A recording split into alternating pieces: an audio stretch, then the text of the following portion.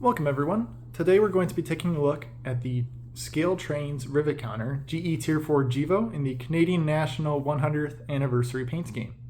This was actually my first DCC Sound locomotive that I purchased last summer from Lombard Hobbies, so it was very special to me. I really liked this paint scheme and it was a great one to start off with. So before we get into the unboxing and review, do me a favor, hit subscribe if you're new, like the video if you enjoy, and without any further ado, let's go ahead and get right into it. So like I mentioned, I picked this up last summer. This was part of the 7th run of the ET44ACs from ScaleTrains. It was announced in August of 2022 and it arrived in June of 2023. This is the very last model from Lombard Hobbies. I'm not sponsored. I wish I was. I'll always say that. It's a quick overview of the box here with some of the features on the back.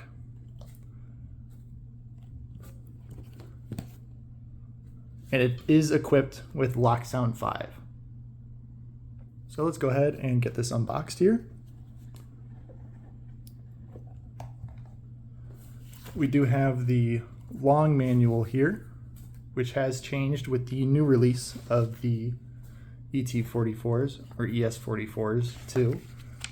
There is a new run coming in October that I will have with some of the Canadian National Heritage units. So here's a quick look at the function chart here for reference if you're interested. It is a well done manual. I do have some of the new manuals that come with the ES44s, a couple of the Norfolk Southern Heritage units, and those look even better than this long version. So we're presented here with the model and the standard blister packaging, some nice foam here. Alright, and then to just finalize the unboxing here, slide the blister packaging apart, take out this piece of foam, and in this baggie are some extra bearing caps. I actually had to do a bit of research when this first showed up because I didn't know what that bag was. This was my first sort of top tier model that had the rotating bearing caps, so I wasn't sure what they were for the longest time. We do have some soft plastic in here as well. We can take out the model, and sometimes these truck immobilizers will stay on, so we can go ahead and pop them off just like that. Just pull straight off. And then we're almost there. We'll just have to go ahead and remove the handrail foam.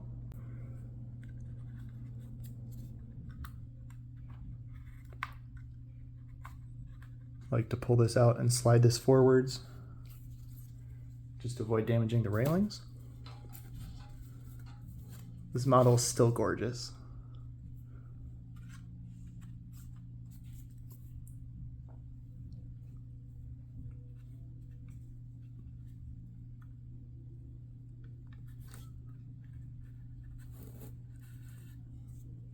All right, and then we're presented with the model here. Go ahead and give you a quick spin.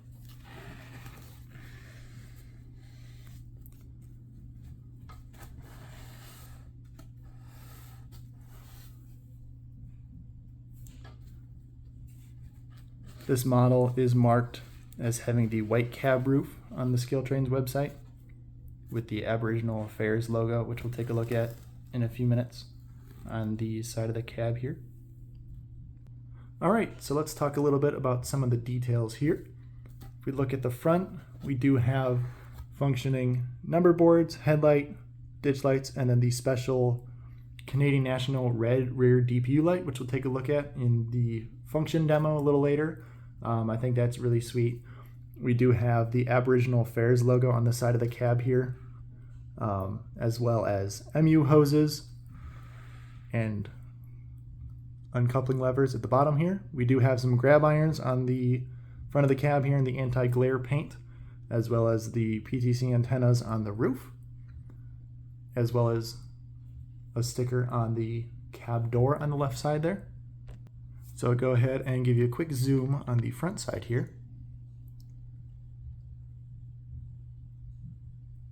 All the painting's very crisp across the model. We do have that uncoupling lever there as well with the white hand rails as well. And now moving along to the side of the model, we do have slightly tinted cab windows here with a full interior, which I'll show you in a sec. We do have the dynamic brake inlets here as well. The handrails are plastic, so be careful with those. Something cool about the Canadian National units is that the walkway is the Canadian style or snow style, which is perforated and you can see through it. On the other side of the locomotive, one of the grates was actually missing on my model, so I had to contact ScaleTrains. I actually ended up sending the unit in and had the main board replaced, which I didn't know was an issue. I hadn't tested it beforehand, so very thankful that they were able to find that and fix that for me. We do have details along the side with the FRA striping here in yellow on the fuel tank, and well done truck detail across the way. So let's go ahead and take a quick zoom in here so you can see some of these finer details. You can see into the cab there with some of the desks, a little hard to see in the light. As well as all of those labels are very well done, finely printed and legible in person. There are a ton of warning labels that we'll see on the roof as well on this model. You can see in the back here that it is see-through. We do have a couple of weights on top there. The speaker unit is down below, right behind the X bracing, as you can see in the walkway there. The walkways, I'll show you, are perforated here. They are see-through, as well as the steps here on the end. We do have etched metal grating up here on the top as well in the rear, and those plastic handrails like I mentioned. So let's move on here to the rear of the model. We do have similar features to the front with the addition of extra coupler storage here on both sides. We do see that Canadian National rear DPU light on as well. Give you a quick zoom in here. You can see the rear.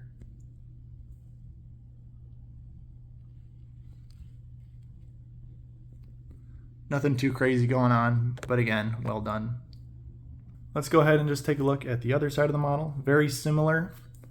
We do have the tanks here in the middle instead, as well as the exhaust, which you can see is different. It's the angled exhaust version, so it is off-center. So if I zoom in here, you'll see that that's the angled exhaust there, just above the 100th anniversary logo there. And here's just another look at the side. We do have another orange label here. You can see fine details such as the handles on the doors and some extra grab irons, as well as the additional mirror here on the side of the cab, that little gray piece. And we have the Aboriginal Affairs logo here once again.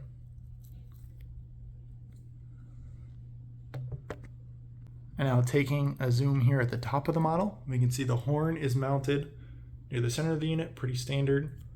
We have the angled exhaust and the radiator section here. All of these are etched metal pieces that do sometimes warp a little bit. I've had some models where I've needed to just push them in just a little bit. This model has been pretty good, but be careful in the heat or cold with that. We do have warning labels up on the top here, and there's a good look at that antenna array and the cab sunshades here. Give you a little quarter panel look at the front.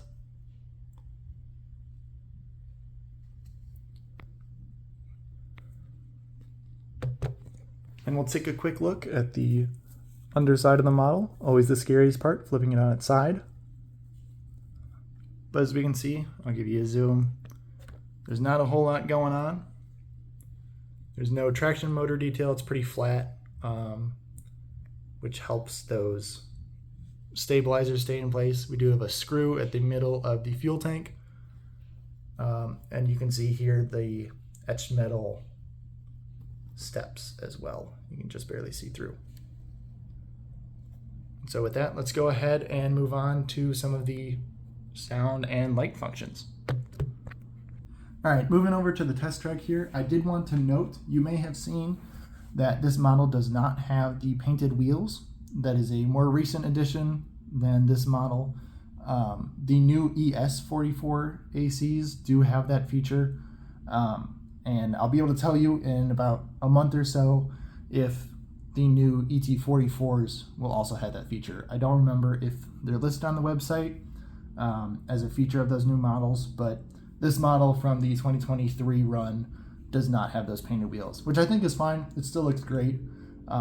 It's just another feature that would be cool to have, but not necessarily needed for me. Although I don't have an official measurement, the coupler heights did look good. It's run well with my rolling stock. And I gave the wheels a quick measurement with my little plug Lombard Hobbies wheel gauge here, and it seemed all right on all the axles. So good news on that front. All right, so let's do a quick demo of the lighting and sound features on this model. Once again, LokSoundv5 in this. So this model will be programmed to address 03 out of the box. I've already gone ahead and programmed it to 3235, the cab number. So pressing F8, we'll go ahead and turn on the startup sequence here.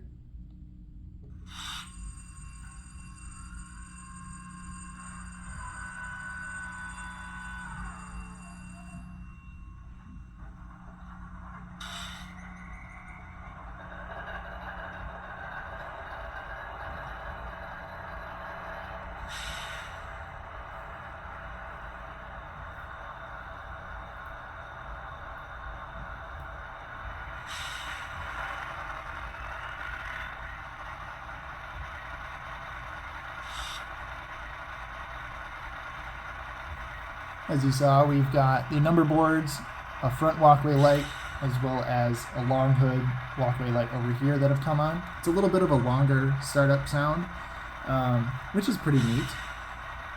So let's go ahead and turn on F0 for the directional headlight here. And F6 will turn on the ditch lights. F1 is the bell.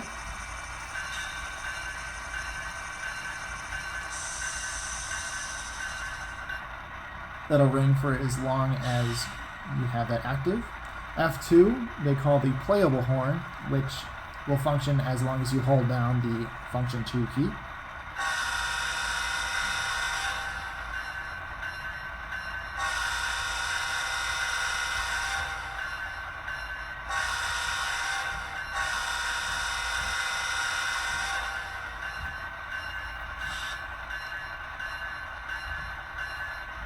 And as you heard, that will also activate the horn.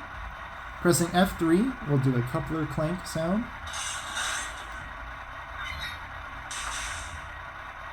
F4 does the dynamic brake when the locomotive is in motion. Function 5 is the DPU mode lighting, so I'll need to press that and switch the direction to reverse. And we'll see that red light come on the right side there for the DPU mode lighting. We'll take a look at the rear later on. So I'll need to flip it back to forwards and press 5 once again to get out of DPU mode. F7 is not bound to anything. F8 we already know is the startup and the mute when in motion. I'll play the shutdown at the end here. F9 is the drive hold, which keeps the sound at the same level until you release that. F10 is the independent brake, which you can set so you can mess with the throttle and it won't change anything. F11 plays the radiator fan sound.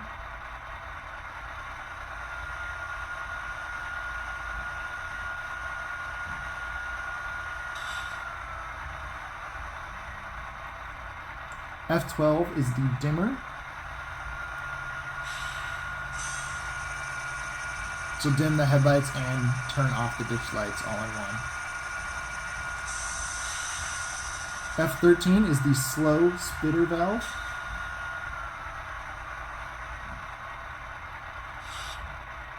You hear there. 14 and 15 are not bound, and F16 is the spitter at shutdown, which if you have that active and then turn off function 8 for the shutdown, then that spitter valve will go off. F17 are the brake set and release commands. F18 is the sanding valve.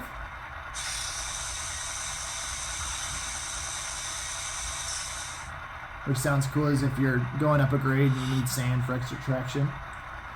F19 is the short air let-off.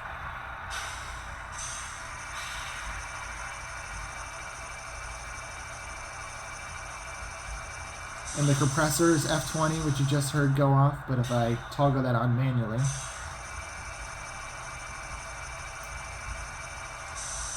and toggle that back off, the compressor does come on occasionally, as you've heard, as it's idling here. F21 is the air dryer, which is a little faint. F22 is the cab door sound. F23 are the engine compartment doors. Also very faint sounds. F24 is the reverser center, which won't do anything while we're parked. And F25 are the shutters open and close. Give it a sec here. There's that sound. F26 and 27 are notching up and notching down. And 28 is the manual notching logic. I don't use that usually. And we can't use it while we're parked here. And then F29 is the load function, which I don't really ever use. And then F30 and 31 I cannot use because my controller only goes up to 28. And that's the automatic brake and sound fader functions. So let's go ahead and show you some movement on this. Alright, I've gone ahead and just backed it up a little bit here. Keep an eye for the track lights as well over the front trucks. So let's go ahead and move to speed step 5.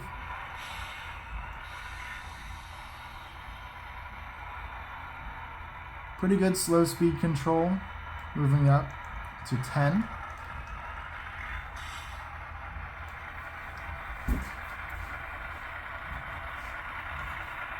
And we'll come up to 25 here.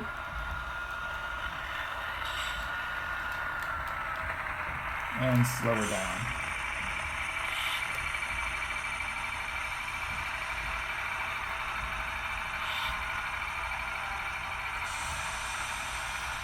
So there is some pretty solid momentum on this engine. You can change that through CVs. If I go ahead and flip to reverse here, see the rear ditch lights and rear headlight come on. If I go ahead and bring us to speed step 5 in reverse,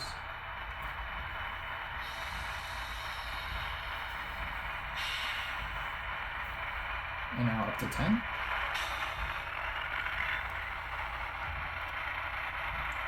And then up to 25 here.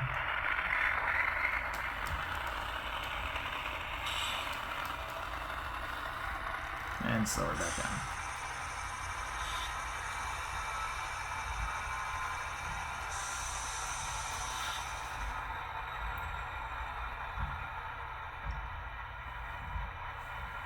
And I'll go ahead here and play the shutdown sequence by toggling F8 off.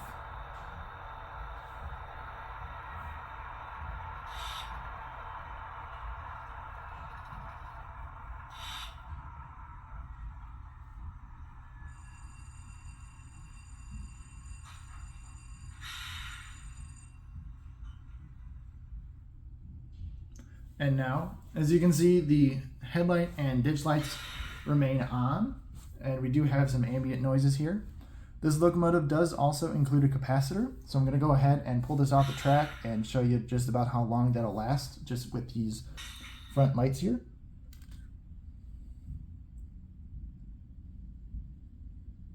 And there we go. So that should give you some pretty good time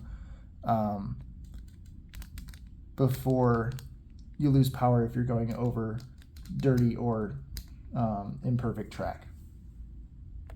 And I just wanted to show you here the rear DPU mode. So if I flip to reverse, we've got the ditch lights and headlight on here. And then if I go ahead and press number 5 or function 5, those lights will come off. And once I flip to the forward direction, you'll see that red rear light come on. Toggling it back off, I'll go back into the reverse and press 5 once more, and then we'll get the lights back. All right, and with that, I think that about wraps up the demo portion here. Just wanted to leave you with some final thoughts. So pricing on this locomotive, I picked this up for $270, and the retail price was $337, kind of an odd one. From Lombard Hobbies, got a good deal. I think this is worth it for this model and for the ScaleTrains Rivet Counter GEVO series. For some reason, the ET44s are cheaper than the ES44s, and I'm not quite sure why that is, but I'll take it. I'm very happy with the print quality on this model. Looks very good. The handrails are almost perfect. There's a little sag if you see just up in here. But other than that, looking really nice. Sounds pretty good. And I really like this paint scheme. It's nothing too crazy, but it's just something unique. And it made for a very good first DCC Sound model for me. So I definitely recommend picking up a model if you haven't already. It might be a little bit harder to find one of these. I remember searching for a while until I found it, since it was a run from last year that was pretty popular. They currently don't have any plans for a new run of this paint scheme, but stay tuned as they're always announcing new ones. So with that, I hope you enjoyed. If you made it this far, do me a favor and subscribe if you're new, and like the video as well. Completely free. And I just hope you have a great rest of your day.